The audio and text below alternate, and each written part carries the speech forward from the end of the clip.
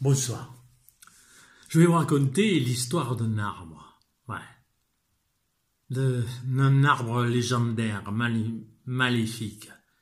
Cette histoire, c'est Pierre Magnan qui nous l'a racontée. Ouais. Et lui-même, il avait entendu, paraît-il, dans La Violette. Ouais. Gendarme dans les Basses-Alpes. Ce même La Violette, il avait entendu de son grand-père, lui aussi, gendarme dans les Basses-Alpes. Ce grand-père, c'était comme un bonhomme de Noël, mais avec une note d'histoire triste, voire même scabreuse. Parce qu'il disait à son petit-fils, je te raconte ces histoires tristes, scabreuses, pour t'endurcir, parce que la vie, c'est pas une vallée avec pleine de fleurs. Non, non, non. Et donc, cette histoire, elle se passe à Montfureux. Montfureux, c'est facile pour le trouver, vous passez à Apt, Céreste, direction Fort-Calquier, vous laissez à main gauche le plateau de Sceaux, et là, sur la droite, il y a un petit panneau Montfureux. À Montfureux, ce n'est pas seulement que dans une concorde. Et cet après-midi-là, de septembre, La Violette a dit à son petit-fils, je vais te raconter l'histoire de cet arbre maléfique. Il est juste là, à quelques collines. Il est planté au milieu d'une vallée, pas bien grande, 4-5 kilomètres. Au bout, il y a un pont romain et un chemin qui va jusqu'à Manosque. Et là, juste à côté de l'arbre, il y a une source, Fontestourbe. Une source qui coule toute l'année et où il fait bon s'asseoir et écouter passer le temps. Cet arbre, dans le pays, on dit qu'il est centenaire, mais c'est pour s'en débarrasser. Non, il a 200, 300, 400, ben il sort. La première fois où on a entendu parler de cet arbre, c'est après un orage énorme, qui a duré du crépuscule du soir jusqu'au crépuscule du matin. Mais au petit matin, l'arbre, il a été foudroyé, de haut en bas. Quelques jours après, une charrette passe là avec un homme et il regarde l'arbre. On aurait dit qu'il avait été griffé par un énorme lion de haut en bas. Et il s'est dit, quelle horreur, ils entraînent les crébats. Mais il n'est pas mort. Il a perdu ses feuilles. Il est resté sans feuilles plusieurs hivers. Mais il était toujours là. Petit à petit, l'écorce a recouvert les cicatrices de bas en haut. Et un jour, il est redevenu merveilleux et spectaclus. On le voyait de très loin. Mais la première fois où on a vraiment parlé de cet arbre, c'est suite à une histoire. Deux frères. Deux frères étaient à la foire de Céreste, ils avaient fait leurs affaires, bien mangé, bien bu, et surtout bien bu. Ils sont repartis dans leur charrette vers Manosque. Et là, ils ont obliqué, ils ont tourné dans cette petite vallée, et ils sont passés sous l'arbre. Et là, l'aîné, Maximin, a levé les yeux et a dit « Oh, Polycarpe, les entraînés créma qui roulent, regarde ces flammes bleues. » Mais le Polycarpe, derrière, assommé par l'alcool, il a ouvert les yeux, il a regardé, qu'est-ce que tu racontes, il brûle pas? Je t'assure, il brûle. Allons vite prévenir la confrérie de Saint-Laurent pour qu'ils l'éteignent. Ah oui, parce qu'à l'époque, il faut que je vous dise qu'à Manosque, il n'y avait pas de pompiers. Il y avait la confrérie de Saint-Laurent. Et ils étaient chargés d'éteindre les feux, ou tout au moins d'essayer. Alors ils sont allés jusqu'à l'hôtel de la Poste, ils ont averti les frères de Saint-Laurent. Les frères de Saint-Laurent, ils ont mis leur pompe en bois avec des percherons devant, et ils sont partis avec Polycarpe. Parce que le Maximin, tout ça, il était tombé assommé là, il n'en pouvait plus. Donc ils sont allés juste sous l'arbre. Les pompiers, enfin les frères de Saint-Laurent, ont mis leur pompe dans la source et ils ont arrosé l'arbre. Mais le Polycarpe, il voyait toujours pas brûler, il se demandait qu'est-ce qu'il faisait. Les frères, ils disaient, mais que c'est cette histoire, Maximin voit brûler l'arbre, les frères de Saint-Laurent voient brûler l'arbre, mais moi je ne vois rien. Et oui, il ne voyait rien. Parce qu'une semaine après, il était mort. Et cet arbre, il annonçait la mort des gens, avec des jolies petites flammes bleues. Mais perversité de la chose. uniquement aux yeux des témoins. Les victimes ne voyaient pas les flammes bleues. C'était le signe. Mais pour qu'un arbre devienne une légende, il faut que ça s'accumule. Oh, il y a eu d'autres histoires. Tiens, il y en a une dont je me rappelle, c'est un couple récemment marié à Cérès, ils avaient fait la fête, là, et puis ils sont partis pour leur voyage de noces dans leur buggy de gala, décoré de fleurs, avec un percheron devant magnifique, auquel on avait peint les sabots en noir, et ils sont partis sous les vivas de la noce. Alla novinovier, tu carène la paridundelle, alla novinovier, ouais. Ils allaient pas bien vite, ouais, tous les 20 pas ils s'arrêtaient, se faisaient des poutons. Puis ils sont arrivés sous l'arbre. Et puis, le marié, il a levé les yeux, et il a vu de jolies petites flammes bleues dans l'arbre. Alors il a dit, mamie, mamie, regarde comme c'est beau, toutes ces jolies petites flammes bleues. Voilà, lui, c'était un étranger. Il connaissait pas l'histoire de l'arbre. Il venait de Digne. Ah ouais. Mais elle était de Montfermeil, juste à côté. Elle connaissait toutes les histoires. Et elle connaissait cette histoire de l'arbre qui brûle en faisant des petites flammes bleues. Mais uniquement pour les témoins, pas la victime. Et là, elle ne voyait rien. Et comme elle était faible du cœur, ouais, ça lui a fait... Elle a pris une sambouillant, elle est morte, là, dans le budget de gala. Dit, poum. Même que les gendarmes, quand même, ils se sont un peu renseignés, parce que c'était elle qui avait l'argent. Mais elle a fini par les convaincre, et puis il n'arrêtait pas de dire, mais je ne connaissais pas cette histoire, je suis de Digne, moi je suis un étranger, moi. Ça s'est accumulé, ces histoires, il y en avait d'autres. Hein. Puis on a pris l'habitude d'emmener les vieilles tantes, vous voyez ce que je veux dire, ou les vieil oncle, là, quand on attendait un peu l'héritage, pour savoir, quoi. Même que certains notaires organisaient des tournées pour les viagers, vous voyez ce que je veux dire? Donc, quand on avait un viager à faire, si la personne qui passait par... Voilà, vous voyez, on passait dessous pour voir si ça brûlait. Oui, si ça brûlait, on pouvait payer un beau bouquet. Sinon... Et ça a passé. Les années ont passé. Les générations. Mais les générations, c'était les truches. Truches, c'était les propriétaires du terrain. Oh, depuis des siècles. En début 14, juste avant la guerre, il y avait 3 fils truches et le père. Le père, il était malade, sur une chaise roulante, il geignait, dès qu'il buvait un coup, il se plaignait, il pleurait, il disait cet arbre, il est à nous, mais c'est un boulet, c'est une calamité pour la famille, et il geignait. Un soir, les 2 aînés qui avaient bu un coup, on dit, on en a assez de t'entendre te plaindre. On va aller te mener sous l'arbre. Et si tu dois mourir, il brûlera. Et s'il ne brûle pas, tu te tairas. Ils sont partis, ils l'ont tiré, ils l'ont poussé parce que le père, il ne voulait pas. Ils sont allés sous l'arbre, ils ont regardé l'arbre. Nada, rien. Mais le père, il hurlait. Ramenez-moi, il disait, ramenez-moi à la maison. Cet arbre est maléfique, c'est un boulet. Oui, parce que lui, il voyait brûler l'arbre. De partout. On était en septembre 14. 3 semaines après,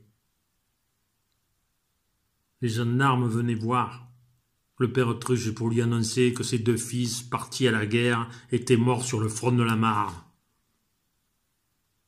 Voilà ce qu'était capable de faire cet arbre.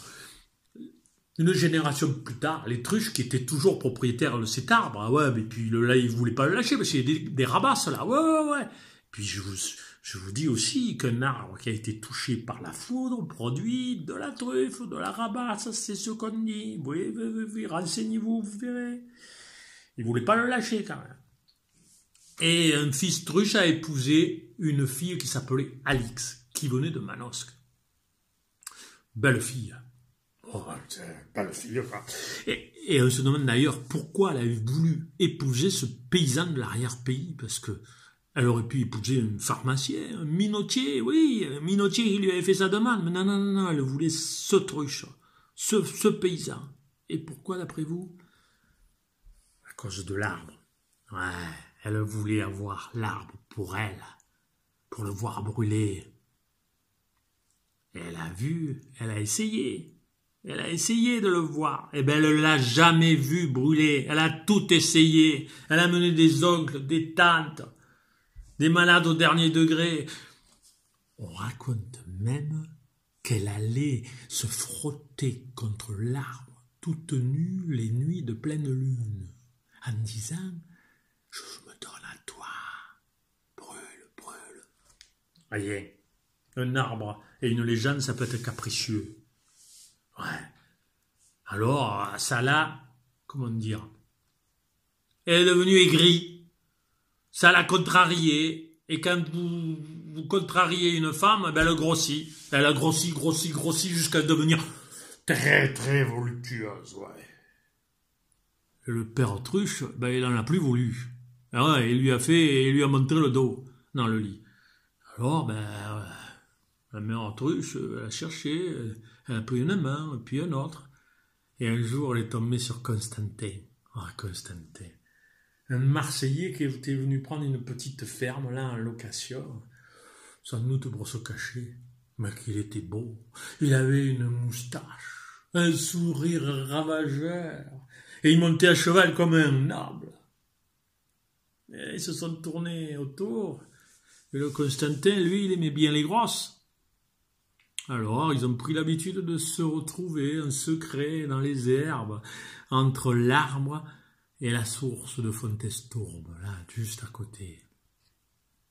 Et un jour, après leurs petites affaires, Alix a dit « Oh, tu sais, cet arbre, il annonce la mort avec des jolies petites flammes bleues. C'est mon arbre sacré, mon arbre à moi. » Oh, il a d'abord pris ça pour une galéjade, Constantin. Ouais, il a un peu oublié. Puis il s'était fait des amis dans le coin, le père Tasse. Et il se promenait souvent avec le père Tasse. En fait, Constantin visait le petit mas du père Tasse. Ouais. Et le jour qu'il passait sous l'arbre, il a vu l'arbre brûler, Constantin. Donc il s'est dit, mais c'est vrai ça. Le père Tasse, il va bientôt mourir. Bon, il n'a pas regardé bien le père Tasse qui lui souriait. Je vais vous dire pourquoi. Juste après, Constantin, il a proposé au père Tasse de prendre sa maison en viager. Il lui a dit, oh, t'as pas beaucoup d'argent, comme ça te fera tes dernières années à vivre, tu les vivras plus grassement. J'ai un peu d'argent, j'aimerais bien ton mas, il est mignon. Et le père Tasse, après... Et puis il a dit oui. Ouais. Mais les années ont passé. Enfin, les mois d'abord, les années. Et le père Tasse prospérait. Et le viager de Constantin, ça devenait un boulet. Et le père Tasse, il savait que l'arbre brûlait. Oui, parce que à 20 ans, je vais vous raconter, à 20 ans, il était amoureux d'Adélaïde, la plus belle fille de Montfermeil. Mais il y avait Adhémar aussi. Et là, donc, Adélaïde, Adhémar et le jeune Tasse. Et Adélaïde ne voulait pas choisir. Elle aimait bien ces deux amoureux. Mais un jour, Adélaïde est passée sous l'arbre avec le jeune Tasse. Elle a levé les yeux et elle a vu l'arbre brûler, avec des jolies petites flammes bleues. Alors elle s'est dit, mon amoureux va partir, il va mourir. Elle l'a pris par la main. Ils sont allés dans les herbes, là, entre l'arbre et la source. Et ils ont fait l'amour. C'était un cadeau d'adieu. Mais à ce moment-là, Adhémar est arrivé, il revenait de la chasse. Il les a vus, là, enlacés. Il a vu rouge, il a épaulé, et il a tiré sur le jeune Tasse. Mais au dernier moment, Adélaïde s'est interposée en disant non. Et c'est elle qui a été touchée et qui est morte quelques jours après. Et donc l'arbre brûle pour le père Tasse depuis 50 ans. Mais cette histoire, le Don Juan des campagnes, il n'en savait rien. Il n'en savait rien, le Constantin. Il n'en pouvait plus. Il n'en pouvait plus, ça. Alors un jour, il en a Un jour, il a dit au père Truche, il n'a pas dit à Alix, il a dit au père Truche, cet arbre, c'est une légende, mais je veux me le faire, cet arbre. Vends-moi l'arbre, juste l'arbre. Je te laisse le terrain avec les truffes, juste l'arbre. Et je le découpe en bûche et je le fais brûler dans ma maison pour me venger. Oh, le père Touche dit non, pas question, pas question. Non. Oh, il avait peur de sa femme quand même. Hein. Et il avait raison. Hein. Parce qu'il ne faut pas contrarier une femme. Une femme aigrie. Quand Alix a su ça, elle a dit, toi mon coco, un jour, tu vas payer. On ne touche pas à mon arbre. C'est plus précieux que ma famille, c'est plus précieux que tout. Tu vas payer. Tu payeras un jour. Alors, le temps a passé, le père Autruche est mort. Et les deux, là, le Constantin et Alix, ils ont continué à se voir, presque ouvertement. Et un soir, Alix a dit, demain soir, je viens chez toi. Et je te ferai une petite surprise. Ouais. Je viendrai te voir dans ton mas. Elle y est allée. Ouais. Ils sont allés dans la chambre. Et puis là, elle s'est déshabillée. La robe, les dentelles, et là, elle est apparue toute nue, recouverte de talc. Et il en avait fallu du talc, je peux vous le dire. Quand le Constantin il a vu ça, il a dit « Mon Dieu, mais que j'aime les grosses quand elles sont intelligentes comme ça !» Et ils ont fait l'amour. Et c'était comme faire l'amour avec une truite de montagne. Oh. Une fois fait, il s'est mis sur le dos. Il avait sur le visage ce sourire comme les hommes après. Ouais. Alors elle a dit, tu me fais ma petite gâterie?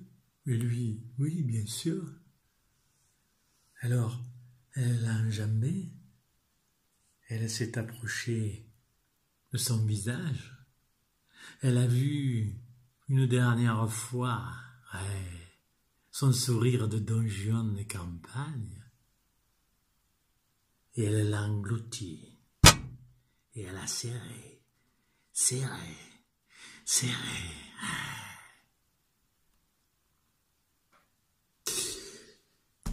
Et elle a dit au gendarme, qu'est-ce que vous voulez, je me suis évanoui de plaisir, alors voilà ce qu'était capable de faire cet arbre.